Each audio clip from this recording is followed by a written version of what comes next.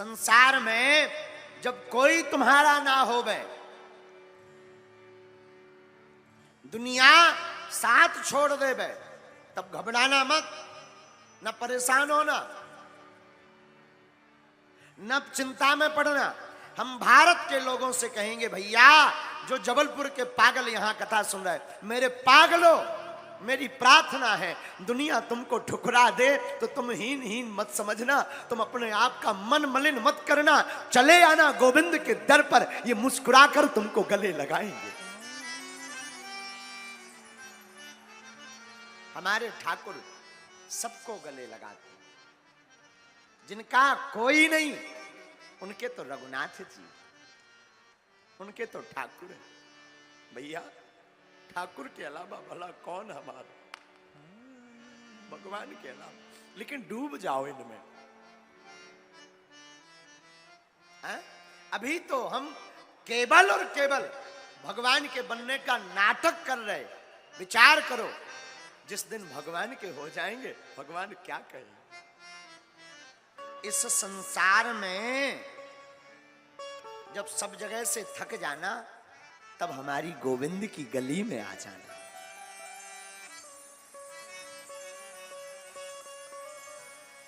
तब आप हमारे माधव की गली में आ जाना। इनके जैसा दयालु कोई नहीं है, इनके जैसा कृपालु भी कोई नहीं है। इनका स्वभाव बड़ा दिव्य है। इनकी लीला, ये फिर जात पात नहीं देखते, छोटा बड़ा नहीं देखते, ये तो भक्त का भाव देखते हैं। हम आपको एक कथा सुनाते हैं, आप सुनकर चौंकेंगे। भक्तमाल में एक गणिका की कथा आती है, बेश्या की। गणिका का मतलब बेश्या। भक्तमाल में एक चरित्र आता है श्री बारमुखी जी का। एक गणिका थी बारमुखी, जो तन बेचने का काम करती थी, बड़ी सुंदर, बड़ी खूबसूरत। लेकिन भगवान का भजन बिल्कुल नहीं करती। एक बार गणिका के ऊपर कृपा हुई, बहुत से महात्मा गणिका के मकान के बाहर डेरा डाल लिए, बट वृक्ष के नीचे। गणिका के अंदर संतों को देखकर भाव जगा। देखो, हमसे एक व्यक्ति कह रहे थे, महाराज जी संतों के पास जाने से क्या होता। हमने कहा, भैया कुछ होवे या ना होवे, पर संतों के भजन को देखकर अपने हृदय में स्वतः ही भगवान की भक्ति जग जाती है। आहा, उस गणिका ने देखा सब महात्मा भगवान का भजन कर रहे, हमने अपना जीवन व्यर्था गमाया, वासना में लिप्त होकर गवाया, तन को बेचा, भगवान का नाम नहीं जपा। आंखों से आंसू भरकर रोने लगी। सोचने लगी, जब तक हमारा तन सुंदर है तब तक तो संसार के लोग हमें मानेंगे, उसके बाद हमारा क्या होगा।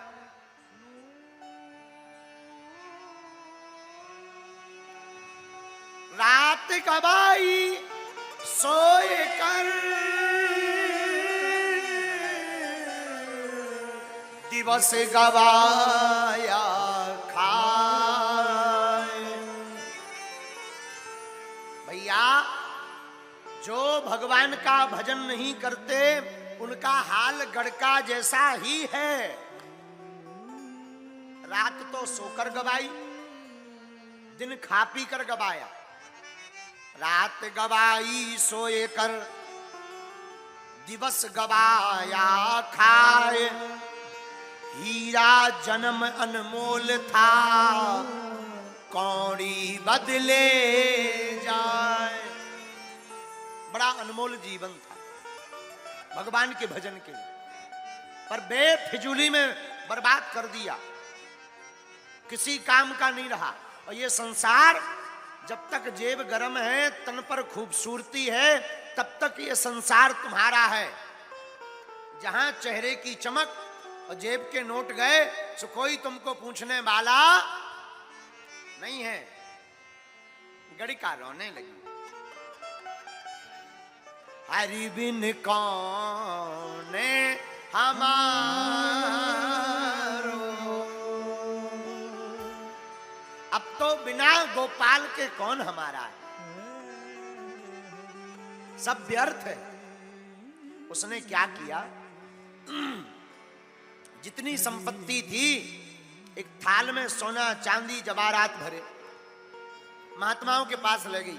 महाराज, आपकी कृपा से, आपके दर्शन से हमारे अंदर भाव जगा है, ये स्वीकार करो सेवा। महात्माओं ने परिचय पूछा, कौन हो तुम? नीचे मूड डालकर, सिर डालकर बोली, महाराज हमारा परिचय मत दो, मैं बड़ी पापनी हूं, घोर पापनी, बेस्या हूं। महाराज मैं इतनी पापनी हूं, बाहर से तो मैं ठीक दिखाई पड़ रही, पर महाराज मैं इतनी पापनी हूं कि अगर मैं नरक में भी जाऊं तो नरक के जीव भी मुझसे घृणा करेंगे।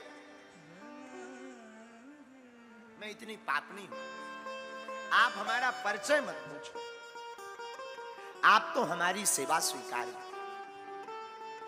महात्मा नाराज हो गए, गड़िका का संपत्ति हम नहीं लेते, जाओ हटो यहां से।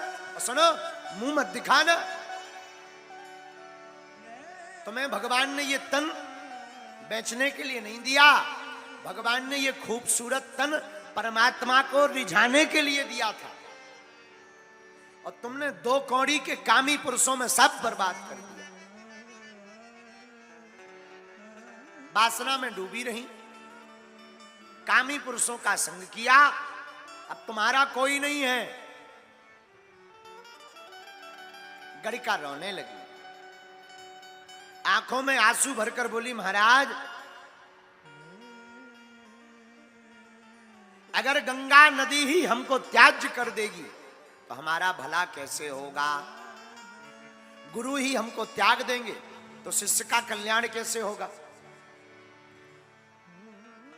आप तो दयालु हो, आप तो स्वीकार करो। महात्माओं ने स्वीकार नहीं किया। महात्मा बोले, सुनो, तुम्हें ज्यादा पड़ी हो, ये सभी सोने चांदी को ले जाकर बेच दो, एक मुकुट बना लो, और श्री रंगनाथ जी ठाकुर जी के नाप का मुकुट बनाओ, और वो मुकुट ठाकुर जी को पहनाओ, कम से कम हमारे ऊपर से बलाए तो जाए। महात्माओं ने ऐसा सोचा कि संपत्ति ले लेंगे, हम भी बर्बाद हो जाएंगे। बात भी सही है महाराज, पहले के जमाने में अनीति का धन लेने से लोग बचते थे। माताएं समझाती थी अपने पतियों को, अनीति का धन ना आ जाए, बच्चों की बुद्धि बिगड़ जाएगी। आज के जमाने में कोई नीति का खाता ही नहीं। साधु बोले, अनीति का धन नहीं खाएंगे, ये धन खाने से सब बर्बाद हो जाता है, भजन चला जाएगा। इसलिए एक काम करो गड़िका, तुम रंगनाथ जी के लिए, भगवान के लिए मुकुट बनवाओ। अब देखना, संतों को देखकर उस गड़का के हृदय में जो भगवान के प्रति भाव जगे, उन भावों ने गड़का को निर्मल कर दिया, शुद्ध कर दिया। उसने एक मुकुट बनवाया, श्री रंगनाथ जी के मंदिर ले जाने के लिए तैयार हुई, रोज रातों भर रोई भगवान के लिए। मैं पतित हूं, पतित पावन हो तुम,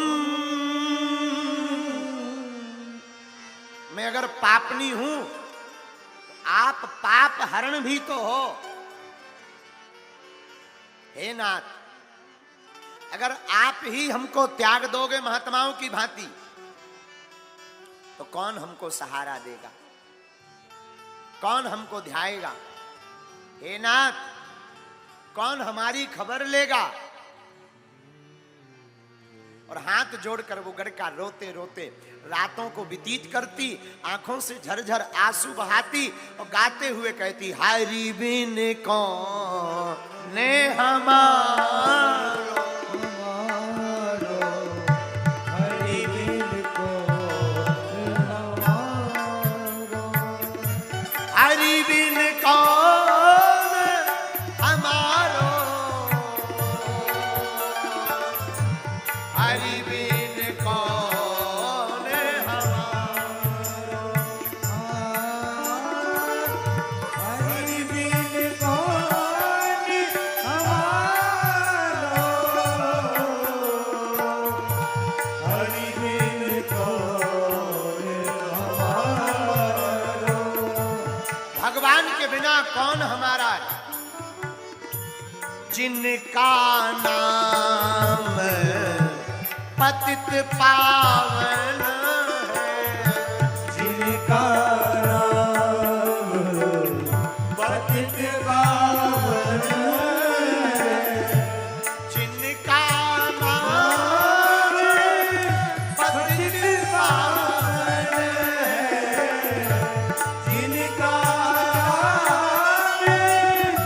पतित पावन है, हमको भी पावन तारो, हमको भी पावन तारो। और गड़का रोते हुए वह कहने लगी, वह वेश्या, हरि बिन कौन हमारो, हरि बिन कौन हमारो। हे नाथ, आपने कोई साधारण पापी नहीं तारे। अगर आप पापी ही तारते हो तो हम भी पापी।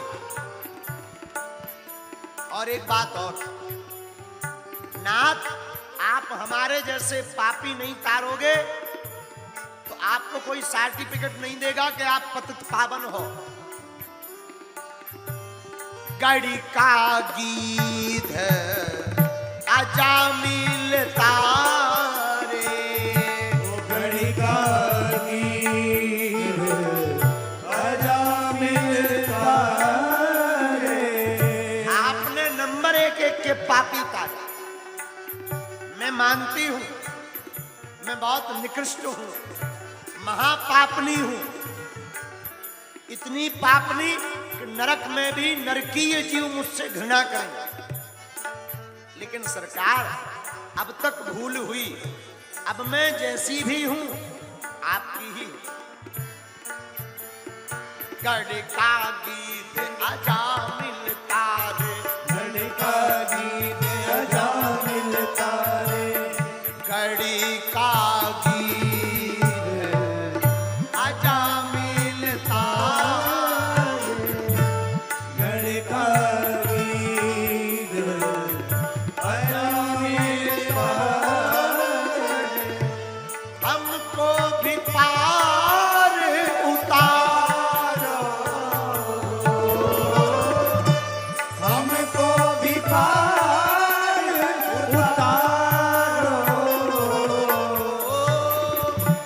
हमको भी पार उतारो,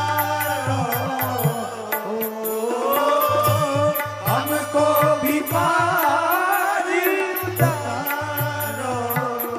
तुम बिन कौन हमारा, तुम बिन कौन हमारो, प्रभु बिन कौन।